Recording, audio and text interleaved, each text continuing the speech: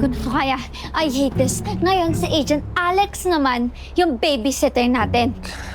Sorry, sweetheart, ha. Kasalanan ko to, eh. Hindi ko lang sana naisip yung ice cream date natin. Hindi sana madadagdagan yung nagbabantay sa atin. Oh, no, sweetheart. It's not your fault. Alam ko naman na ginawa mo lang yun to make me happy at napasaya mo naman ako. So, thank you very, very much. Naiinis lang naman ako kasi hindi ko kontrolado yung sitwasyon.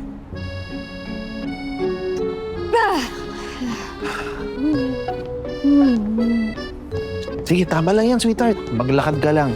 Sabi nga nila, nakakatulong din yung paglalakad para mapababa yung cortisol mo, which is your stress hormones. Ewan ko yan. May naisip ako. Ano?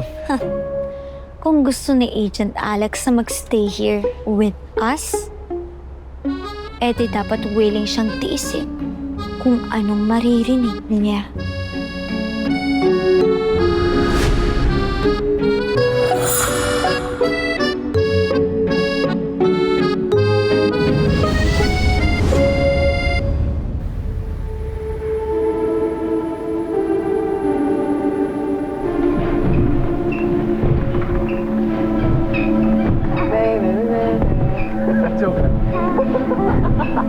Sweetheart! You're so funny talaga, no? Of course, ano po? Siyempre. Sweetheart talaga. You know me. Yan! Nako, nag-start na yung spicy part. Parang two lovers trapped inside a room. Parang nasa island tropic. Grabe ang catch kasama third party na hindi naman third party kasi hindi niya nasabi nagmamahal siya. Grabe, pakilaglag po. So, break it down. Nagra-rap ka ba dyan?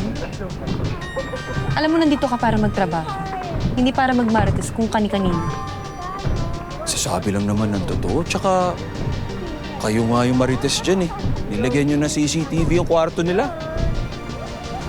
It's for safety reasons. Ang sinasabi ko lang naman, kung gusto mo talagang malaman kung ano ang ginagawa nila, edi pumunta ka sa security room. Two lovers trapped inside a room. Grabe, third party, nangingit pero hindi masabi. Galit na galit siya sa akin. Grabe! Ano ang gagawin niya? Hindi ko na alam. Nag-iisip siya. Hindi niya na alam. Ang gagawin niya, bababa na siya. Ayun na! Magkakagulo na! Tayo talaga yung perfect for each other.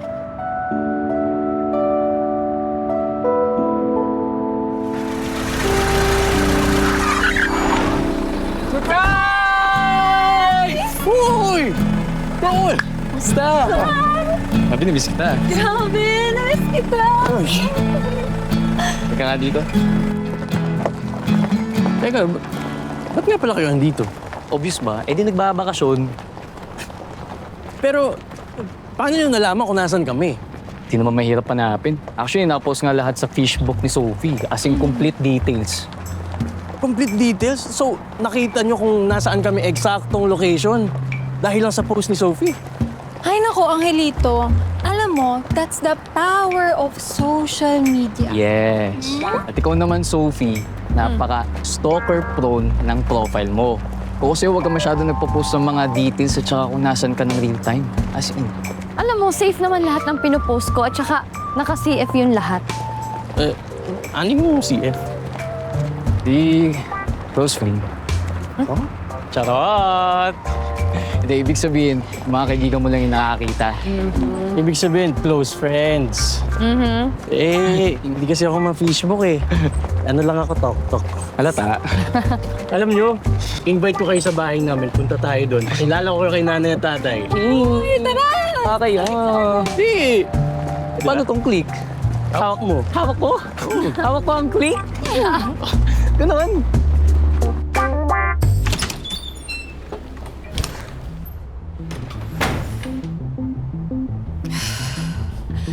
Alex, gagawin mo to hindi para makichismis.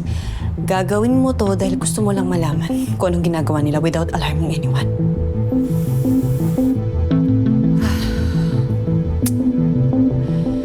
Sino ba niloloko ko?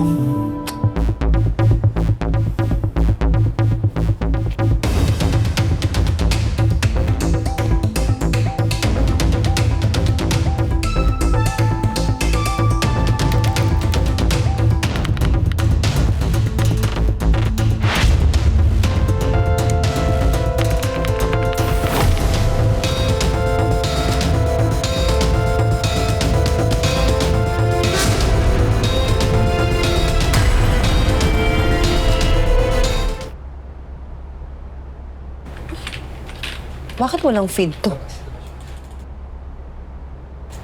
Ay,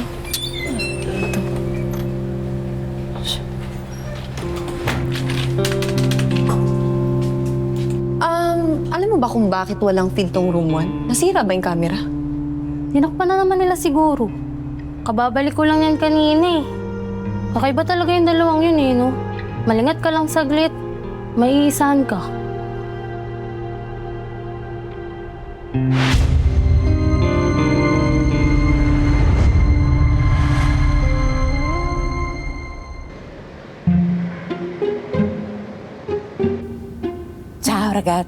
Ciao ragazze, cari miei followers, oggi vi faccio vedere una bella pietanza. Ikaw yung Isabella niya, no? Oh, parang lang Italianang food vlogger. Nagmumukbang. Diyos ko. Ay, naku. Sino magkasabi na ano yan? Bigating mafia boss. Siguro kung normal ang buhay niya, baka nasa food industry. The blood of her enemies. It's like food for her. Bagay. Eh, kung dito yan titira, Victor, baka pwede singilin ng renta. Kaya nga, mahal na rin ang bilihin ngayon. Tama. Oh, tsaka, malakas kumain. Yung ibigay niyang renta, pamimbin natin ang pagkain niya. Siguro mga 30K. That's too expensive. Mafia boss. 30K. Oh. Why don't you eat with me? Come, join me. You know, I'm craving for steak. I want it bloody. Tomorrow, get me a A5 Kobe steak and a bottle of 2,000 Petrus. 70K for monthly rent. Tama. Period. Okay. Would you like to try our restaurant? Oh, please, Yeah. Tay gutom. Sorry. Sige, okay lang. Ako nang bahala.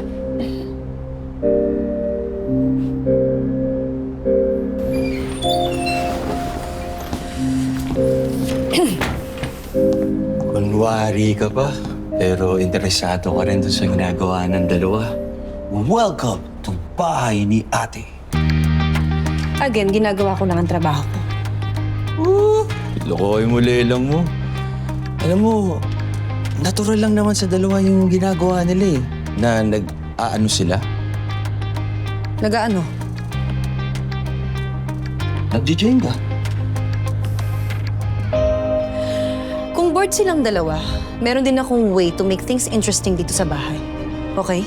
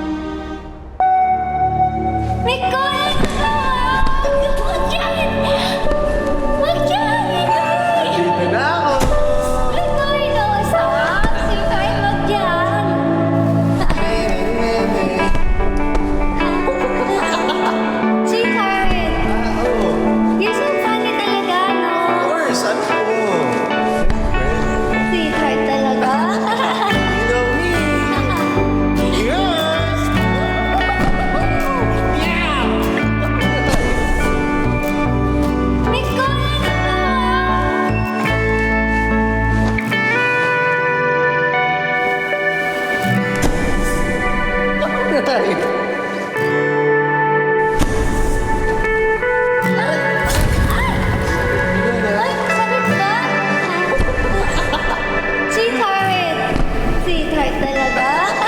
You know me!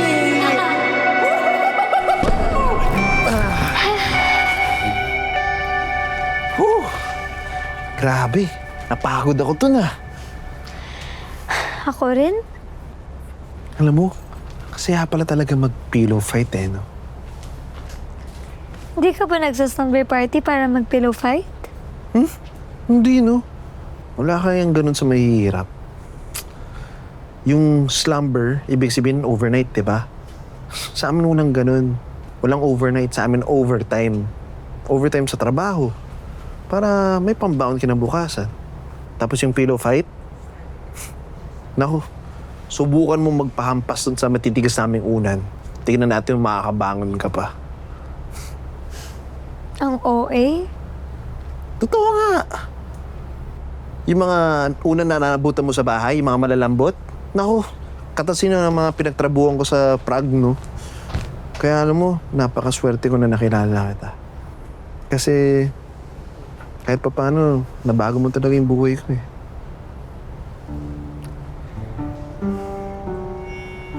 Ako nga dapat nagsasabi niyan eh. Meeting you has changed my life. Sino mag-aakala na darating yung araw na ipaglalaban ko yung kalayaan ko? I could only dream about it before, pero ngayon parang abot kamay ko na. Alam mo, we're really lucky that we found each other. Love you.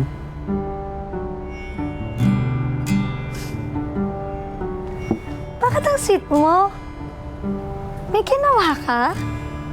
Wala. Ito naman, I love you lang. May kasalanan na kaagad. Eh kasi, usually ako naman yung nag-I love you eh. Ako nauuna. Well, change is inevitable. Ewan ko sa'yo. Sige na, maliligo na ako. Lagkit ko na eh. Sige lang, sigurado ka? Alam mo, round 2? Sige na nga, huwag na nga lang. Sige, maligo ka na. Ako naman, inom ka ng tubig. Okay?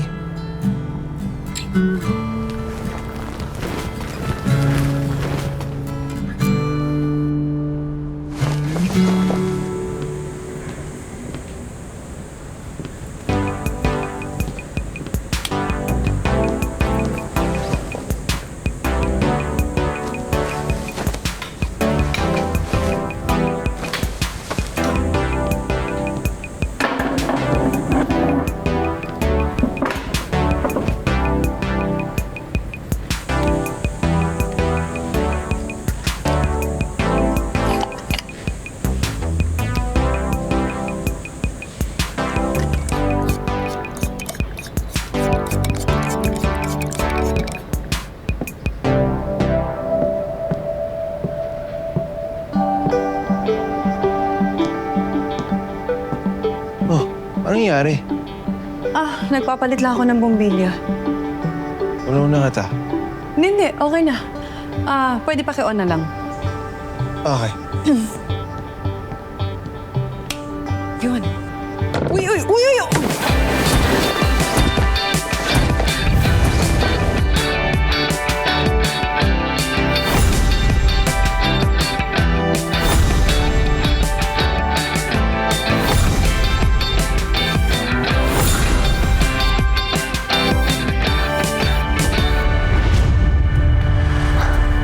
What is happening?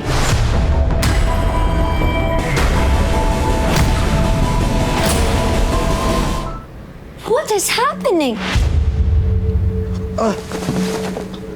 Ito kasi si Alex, nagpapalit ng bumbilya eh, nawala sa balanse. Buti naman nandito ako para masalo siya. Alam mo, parang napanood ko na yan. Ano ginagawa mo dito, sweetheart?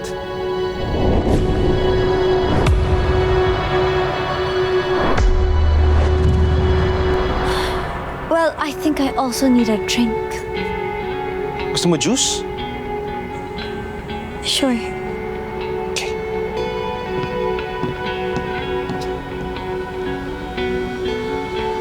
Alex, okay ka lang? Oo naman. Well, that's good. Because I'll really, really feel bad if something bad happens to you.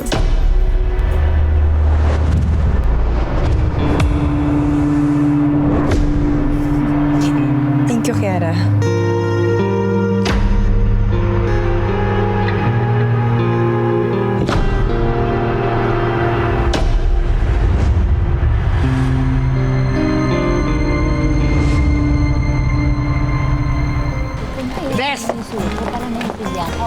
Opo, yes po, Kapepe. Parang meron na naman gusto mag-apply ng Mano Norta. Oh, meron na sino naman yan? Oh, ano nangyari sa motor? Mukhang patay na naman po yung baterya. Nakaayos ko pa lang niya kahapon ah. Naku, mahal. Uy, si Angelito to eh. Alam mo, basta kaibigan ni Angelito, kaibigan ng mga pinagpala. Kaya sige na, okay lang kami dito. Maraming salamat. Okay. Tara, pasok tayo.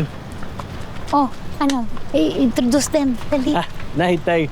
Si Lawrence nga po pala, tsaka si Luisa May. Hello po. Si Lawrence po, siya po yung roommate ko po sa dorm. Si Luisa May naman po. Hop! Teka, huhulaan ko ha.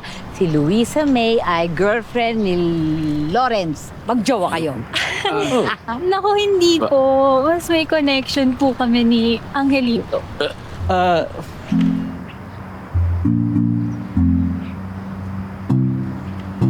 Gusto nyo punta sa pugon namin? Pakita ko paano ginagawa yung special torta? Tara. Night, din po muna kami. Tara. Tour ko kayo dito. Ito po muna kami. Sige po. Sige po. Dito lang po. Dito oh. Mamahal. Oh.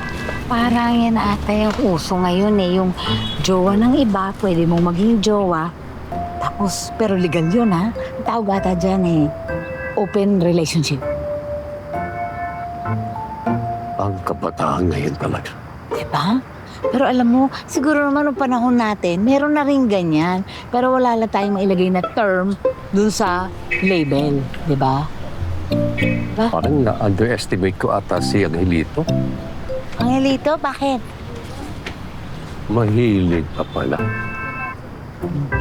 Tatay na ito. Ano? Parang mainit na yung pugon. Umaalsa eh.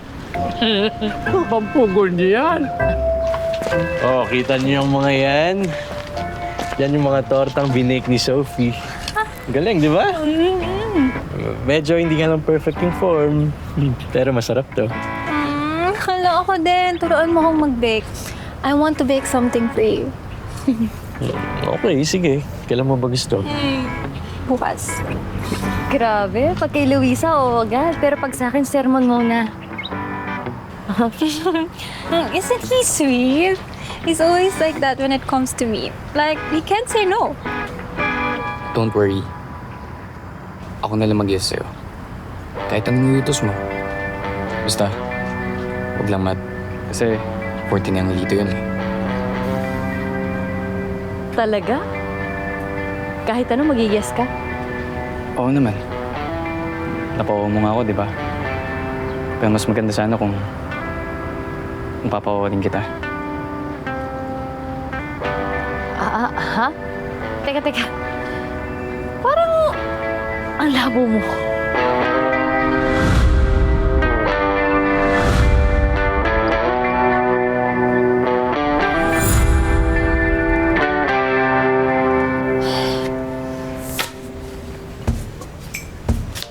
Ciao!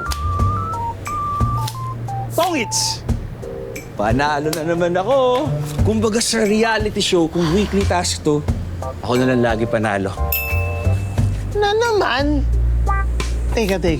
Ang dadaya ka ba? Kanina ka pa eh. Bakit ikaw lagi na nanalo? He's card counting. Sabi na nga pe. Anyway, can't we do something else? Ang boring kasi ko lagi na lang siya nananalo. Oo nga. Right? Can't we shoot or explode some stuff? Or bakit hindi na natin i-raid yung kampo nila Morte Bianca? All we do here is wait and wait and wait some more. Unfortunately, Kiara, the life of a state witness / informant is not that glamorous as your mafia life. Dito madaming waiting at mas madaming hiding. But what are we waiting for? Sila Muerte Bianca, hawak na yung bomba. Samantalang tayo, nagpapalit lang ng pundidong bumbilya. Di ba? We need to wait na i-align muna lahat ng law enforcement agency before we make a move. Dahil kapag kumilos tayo, may chance of misencounter sa ibang police department, even sa military. So we need to avoid friendly fire. And since the threat is national in scope, kailangan i-update ang lahat ng nakaupo sa taas. And that's why the government will always be a step behind pagdating sa mga kriminal. Okay, op. Time first muna tayo sa mga diskusyon, okay? Dahil kukuha muna ako ng Samalame. Samahan na kita. Okay, let's go!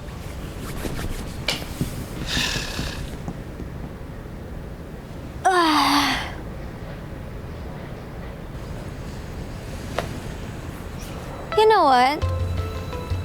Maybe this waiting is a chance for you to open up to me, Alex. Open saan? Come on. Ngayon lang naman talaga kita nakikilala eh. Alam mo, for an agent, di ka ganun kagaling magtago, no?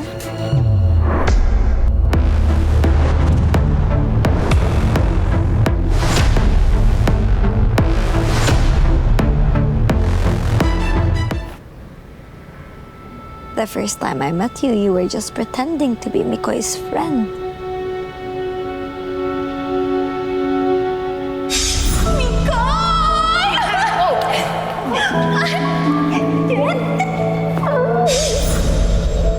So, did you mean it? When you said na mahal ako ni Mikoy, na hindi ko kailangan mag-alala, na dapat secured ako sa pagmamahal niya sa akin. I'll be honest with you, Kiara. Wala kang dapat ipag-alala. Mahal na mahal ka ni Mikoy. He can't stop talking about you. Or, isa lang yun sa mga kasinungalingan mo. Kasi babae sa babae, Alex. I feel it. And I know. I know that you like my boyfriend.